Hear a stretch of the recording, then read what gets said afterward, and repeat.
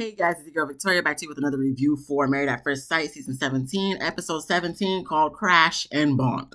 We are still here, people, and it looks like we are nowhere close to the end of this season. Okay, so we're going to pick up where we left off last week with Brendan and Emily. You know, she done crashed her ATV into a tree and she got a big gash on her forehead. So, you know, we're picking up now. They're at the hospital. Emily's hair, oh my gosh, man. Like, she's blonde, right? Or, you know, is dyed or whatever. She's blonde. Okay.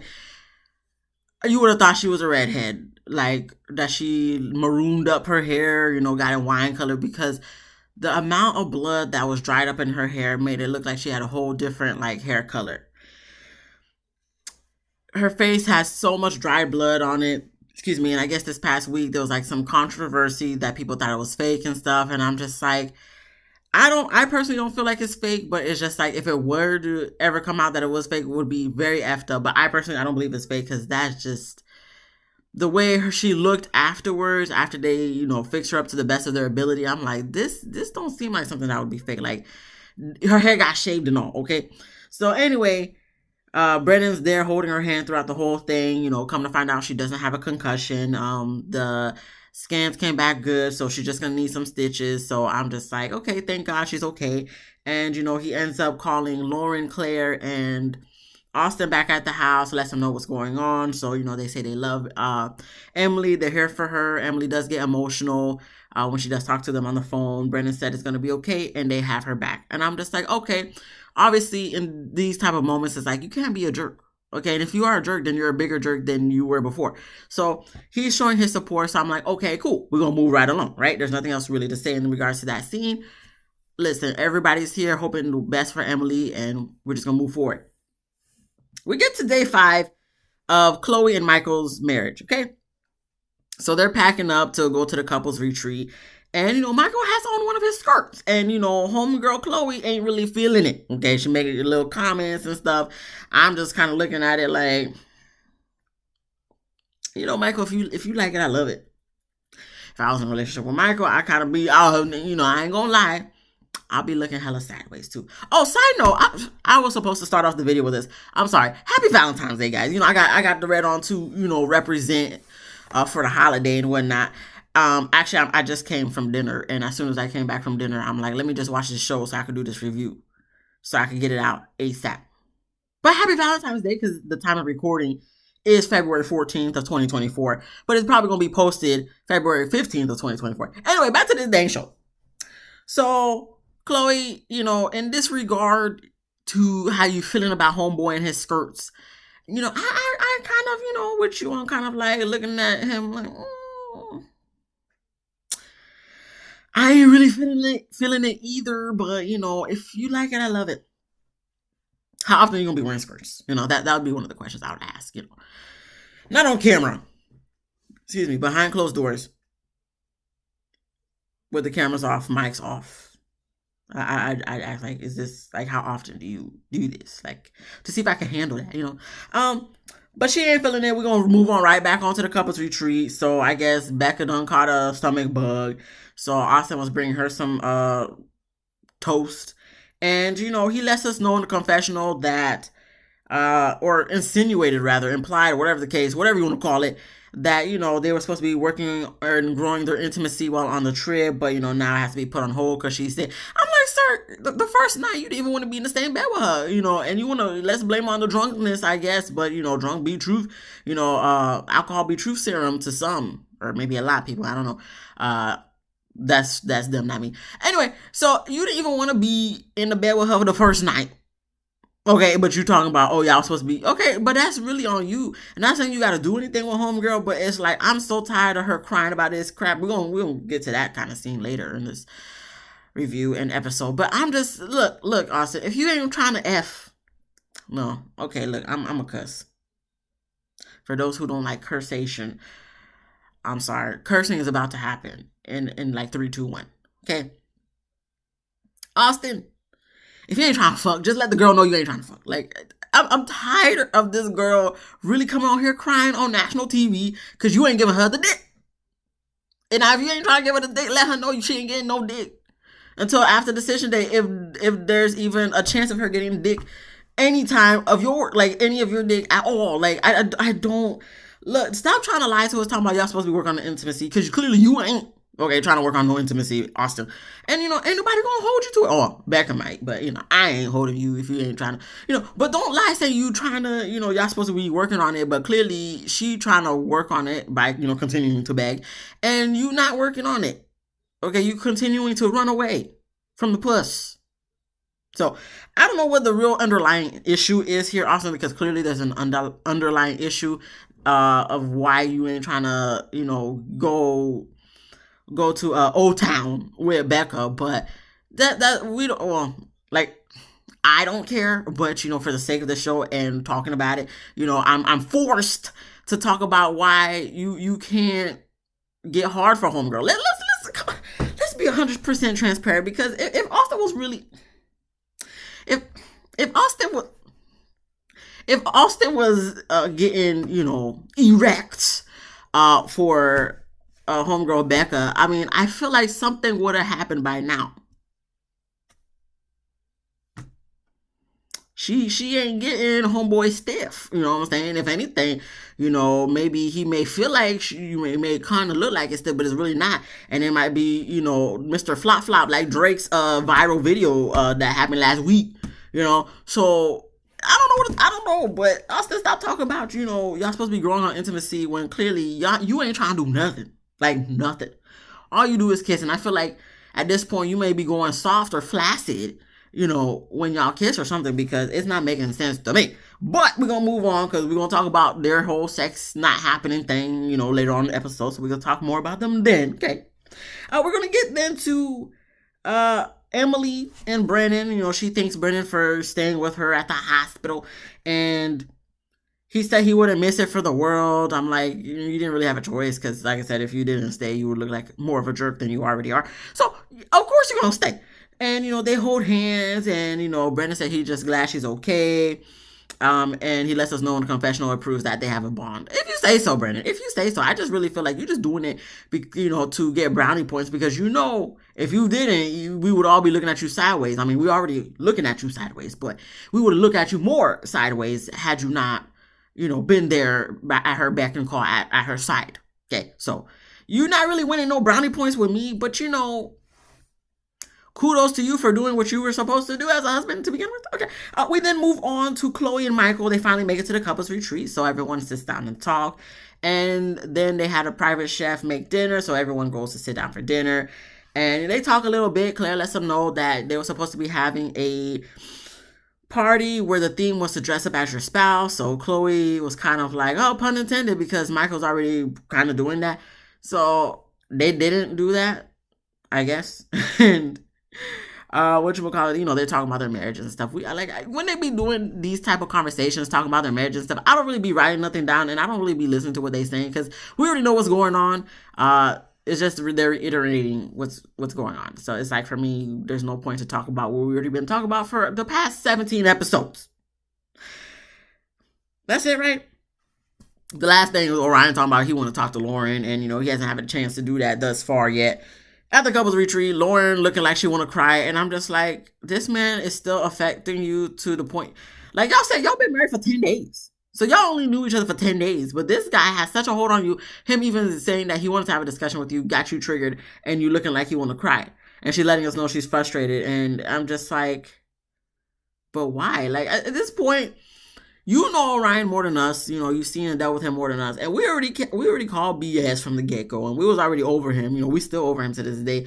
I'm not saying what everybody else think, because everybody's just like, why he on my screen? And for me, I'm just kind of like, why is half of y'all on this screen? Half of y'all not even married. What we doing here? But, what show would it be if there's only like 2 people at the couples retreat?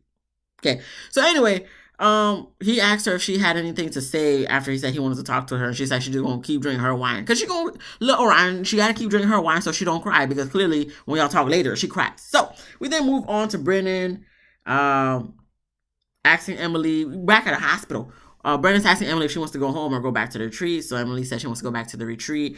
And back at the retreat, we have Chloe, Michael, Claire, and Austin. They playing a game where they read a quote that someone in the house or the cast has said, and they have to guess who said it.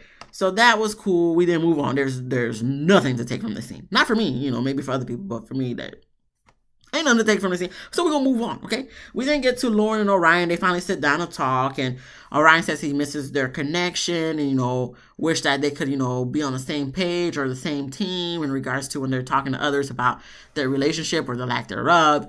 And Lauren gets emotional as she's crying, and explaining that she wishes that he felt like that or wanted to be a team and all that stuff, wanted to, have a connection when they were married, but now it's a little bit too late. Orion apologizes and hopes that they can move forward, but Lauren says she don't know if they can do that and all that stuff. And I'm just kind of just like, Lauren, why are you crying? Like, I feel for you, Lauren, because you've been through a lot, especially with the passing of your mom. So I feel for you, being emotional and stuff. But it's just kind of like, bro, let's can we go back 5-7 weeks or whatever, where I said to you, Lauren, 5-7 weeks ago, like, bro, you crying for this guy named Orion who got like who got some type of medical condition going on in the corner of his eye. Y'all beat that bump that's like right here, like Lauren, girl, like. Like you just be breaking my heart, that because it's just like, girl, you just, and it'd be the best people. I think I said this yesterday on a review for Caught in the Act Unfaithful. Like y'all really, just y'all just be too good to be to do stuff like that. Like you crying over for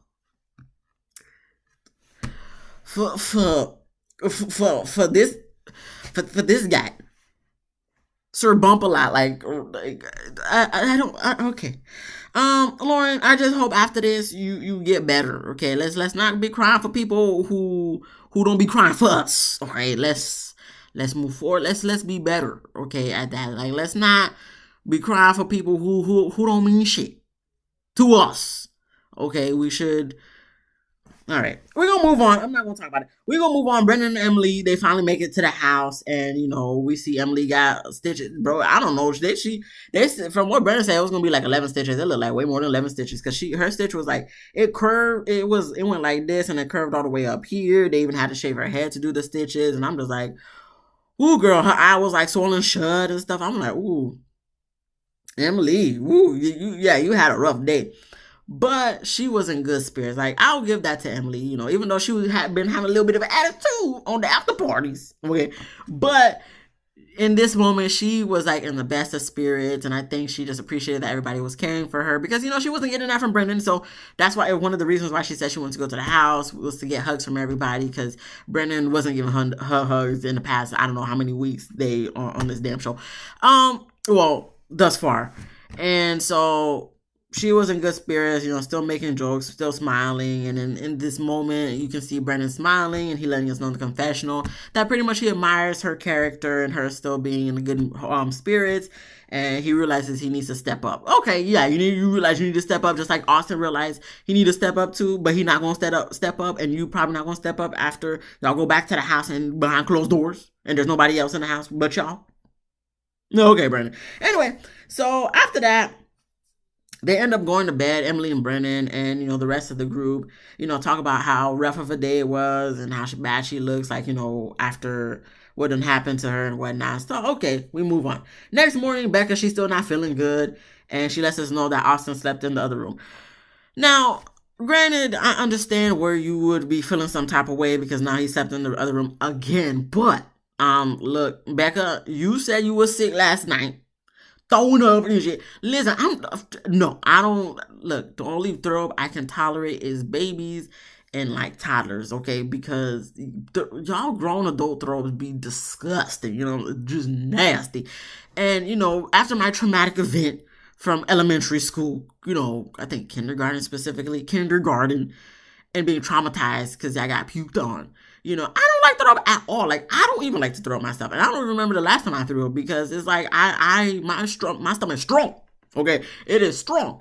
And, I just don't deal with vomit like that. So it's like, I love you. I don't know if Austin loves her, but I think they did because I think they said it before. Anyway, that's beside the point. Okay, I'm not gonna be laying next to you and then you not feeling good and you keep getting up to go puke. I don't care. You went to the other room to go puke. I can hear that shit.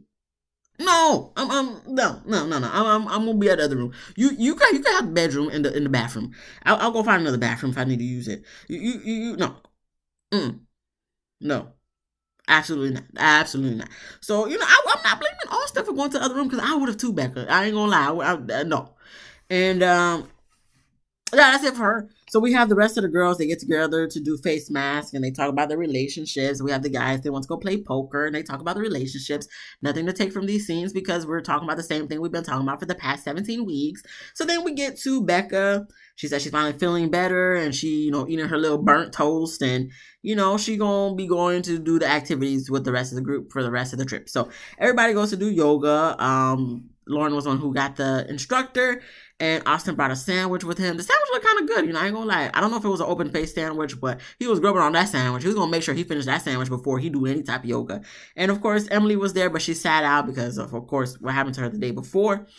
And, Becca was even there and comes to join. Okay, cool. After the yoga, Becca and Austin sit outside to talk. What they talk about, I don't know.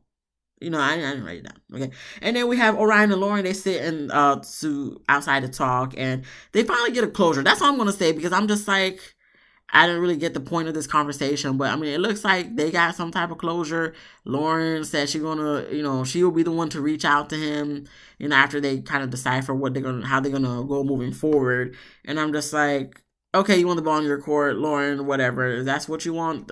Okay, here we are. We then move on to everyone. They go to the Ninja Nation obstacle course type thing. And, Becca and Emily sit out, of course, because, their health situations. And then when Claire went on the first thing, like the monkey bar type stuff, I'm just like, dang, Claire got some guns on her. Okay, Claire, we see you. And anybody else I didn't mention, they was unmentionable. Okay. Michael crushes it. Okay. Pretty much both of the obstacle course that they did, whatever, Michael crushes it. And it turns Chloe on from what she tells us in the confessional. And I agree. Any man, when you watching your man and they're able to do like manly stuff, like, because she been looking at him as, feminine. So the fact that he was doing like very masculine things and like dominating those masculine things, it turned around and I'm just like, yeah, I feel you because if you see your man or like, I guess any man that piques your interest doing things that, turn you on or, in Chloe's case is masculine and stuff. And, they showing that, even though they wear a skirt, they can still climb up this slide damn thing and, do climb the monkey bars across the whole thing. Then you gonna be like, damn, my man, he could do that. He do that shit. He did that shit. So, I can understand Chloe feeling turned on, but, is it enough, Chloe? Is it enough? No, it's probably not. It's probably not. And that's okay. But you just need to be honest and transparent.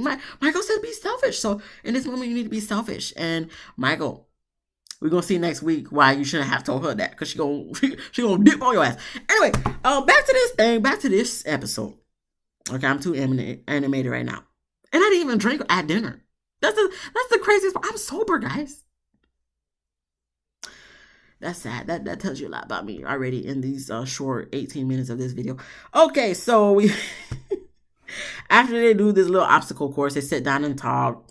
Austin said he needs to up his romance game. Once again, okay, Austin, you doing all this talk just to not do nothing the same night or the next night. Or the next night. So I don't know why you keep trying to tell us this. Like, who are you trying to convince? Yourself, Becca, us? Like, you ain't convincing nobody. I mean, maybe Becca be trying, getting her hopes up, thinking tonight's the night. But it's just like, Becca, at this point, why are you still trying that? Anyway, we then move on to Chloe. When they get back to the house, Chloe walks into the bathroom and Michael's in the bathtub, soaking off because obviously he put in a lot of work earlier at the Ninja Nation thing. So she sits by him to talk. And the whole time they was talking, in my head, I'm just like, is he naked? Or he got like boxer briefs on or whatever? Is she going to join? She don't even join. And I'm just like, maybe, okay, there's only been like 5-6 days for them being married. But, I'm just,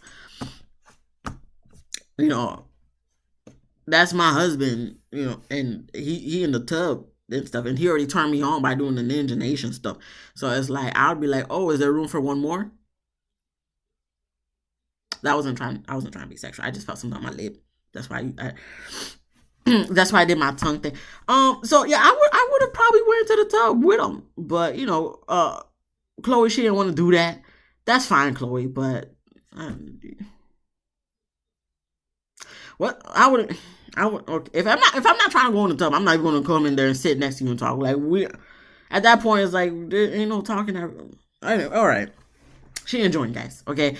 We then get to Becca and Austin. They sit outside and talk yet again and cuddle, whatnot. Becca gets emotional, okay, because when Austin was drunk the first night, he apologized yet again, and Becca says she keeps waiting and she hates that, she has to keep begging to feel wanted, and it's very difficult for her, and she started having the same conversation and it's not leading to progress and whatnot. And I'm just like, Becca, for goodness sake, stop begging. Stop crying over this shit. At this point, you just looking a little desperado, okay? Because if I learned anything in my little experience with men on this earth,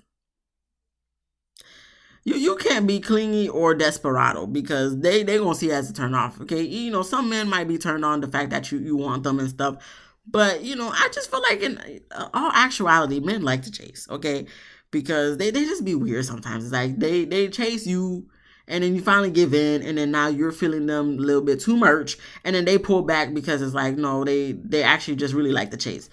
Look, I'm not saying you need to dog him out, Becca, okay? That's not what I'm about to imply. But when it comes to a situation like this, I've learned this recently,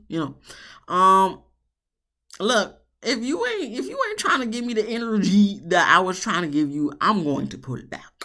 Okay, I'm going to pull it back all the way back. I'm not even going to be here front and center in the camera. I'm going to be by the door. To the point, I'm not even in the room. I'm outside the door.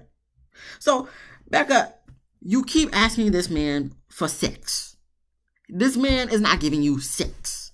So what do? You don't ask him for sex no more. You know what I would do in this situation? Ain't nobody finna be getting dick from somebody else. That's not what I'm about to say. But I will find one of the best toys there is known to man out in these streets. I will order it, and I will pleasure myself. And I will make sure I'm so pleasured that I'm not even bothered if you there. I will make sure I'm so pleasured that you would see me pleasuring myself. And I'm like, you didn't want none of this, so you get to watch me enjoy myself with this thing. I don't know if I would actually be that bold enough to do all that. That would actually, that would be some boss bitch type stuff. That actually... I think I just put something. Okay, we're not talking about me. We talking about them. Okay, but like at this point, you need to find a way to satisfy yourself without this man, without cheating. Since y'all in a relationship, whatever. Like I just don't understand why, if he's not giving you what you want, you keep begging for it, and you feeling unwanted because he's still he keeps denying you and stuff. Why are you still begging? Like, listen, females, like. I guess males too, but like if you to the point you begging, like, and we're not even talking about like in a good way, like begging. I mean, what is a good way of begging? Like playfully begging and whatnot. Okay, what I'm sexually. Y'all know what I'm trying to say. If we're not doing it in that type of, like, you like legit begging for him to show your pussy some attention, okay. Like, I don't got time for the games. Sometimes I do, but in this moment, it's like I'm so tired of her crying for this shit. Look, Becca. The man don't want you, okay? He ain't trying to penetrate your poom poom. So, in this case, please move on. Not from him, unless that's what you want to do. From this conversation, because once, hopefully, when he sees that you finally stopped asking and you doing your own thing, pleasuring your own self, and, you boss bitch and you could do your own, like, you know what I'm saying? Maybe he'll be like, dang, maybe now's my time to shine. Like I said, I don't know what the underlying issue is. I feel like there's an underlying issue. He's not letting you know. He's not letting us know. But that's not for us. That's not any of our business. Even though inquiring minds want to know what's going on. But at the end of the day, there's something going on that he's not letting us know, and he gonna have to figure out how he's gonna navigate that himself and whatnot. But at this point, Becca, I'm tired of you begging for the dick. Stop begging for a dick that ain't if the dick wanted you, the dick would have been in you. Like, especially at the point like where you gave the green light from the jump and the dick still ain't penetrate you yet and you've been begging for it. Why are we still begging? Like, we don't beg for dick. Okay? You're beautiful, Becca. Like, you shouldn't feel unwanted. Just because his dick don't want you don't mean I don't know how many other dicks don't want you. That don't mean that. Okay? Listen, females. Look, if that dick don't want you, I bet you there's another dick who waiting front door and stand up for it. For you, you know. I know she's in a relationship, so, you know, she ain't trying to do all that, but at the end of the day, my main thing with this situation is I don't want Becca to lose her self-worth because Austin don't want to give her the dick. Okay, you want a guy with like a 1980s porno stash. We're gonna move on. We're gonna move on. We're gonna move on. Okay, we're 12 days until decision day, guys. Okay, we're gonna move on. And it's the day to leave the retreat. Okay, so Emily and Brennan, they're packing. Emily letting us know Brennan has stepped up to the plate in every way possible. Good for you, Emily. Let's hope it lasts. We didn't get Becca and Austin. They aren't talking. Becca said she feels disconnected from him and, you know, it's sad. And, you know, he didn't want to snuggle the night prior. And, you know, they did talk and make up in the morning. But it was kind of awkward when we see them packing and it was just straight silence. But, you know, Austin be knowing the right things to say in the moment. And it's just like, excuse me, I guess it makes her feel better for a little bit of time before, you know, she gets horny again and begs for sex. And then we didn't get to everybody leaving. And then afterwards, Austin took Becca to a wildlife center to look and meet wolves. And that's where the episode ended. What is this supposed to do, Austin? Like, Austin, she ain't trying to see no wolves, okay? Not real wolves. She's trying to see the wolf in you, you know, to make her howl. But, you know, he ain't trying to do that. So he gonna try to do everything else possible, you know, other than make her howl in bed. I don't know what else to say about these people. They just get on my nerves. They get on my nerves. They get on my nerves. That was the episode, guys. I don't know what else to tell. I feel like I never know what else to tell you guys. So we're just going to end it right here. Okay. If you like this video, okay, please give me a thumbs up. You know, I try my best, you know what I'm saying, on this nice Valentine's Day.